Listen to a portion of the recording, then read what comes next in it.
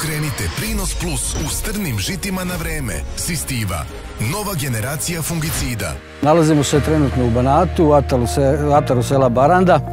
2. juli, žetva pšenice na imanju mog prijatelja Steve Cukića, gde je on na moje insistiranje, na moju preporuku kupio seme pšenice sorte Sofru, koja je bila zaprašena sa tom našom Sistivom, znači novim fungicidom koji se koristi za zaprašivanje semena, a da bi se štitio kasnije stablo i list. Uzeli smo zaštićenu pšenicu sa Sistivom.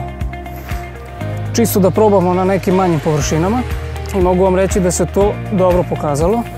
Ono što bi ja istakao, što je vrlo pametno za poljoprivredne proizvođače, je to da ukoliko poseju seme pšenice ili ječma tretirano sa Sistivom, taj usev niče zdrav tokom jeseni, zime i proleća. Na njemu se ne mogu pojaviti bolesti i jednostavno u to vreme on raste zdravo. Došli smo na parcelu da obiđemo, znači biljke su kompletno bile zdrave. Znači nije bilo potrebe za prvim tretmanom. Benefiti od toga su što vi ne mislite na bolesti tokom jeseni, zime i proleća i što na proleće taj prvi fungicidni tretman koji je često se, kako bi rekao, pomera i unapred i unazad, ne morate ga raditi, nego jednostavno se on odlaže za kasniji taj drugi fungicidni tretman gde se kasnije ide u redovnu zaštitu. Pa najveća prednost što koristimo Sistivu jeste ušteda novca i naravno ušteda vremena.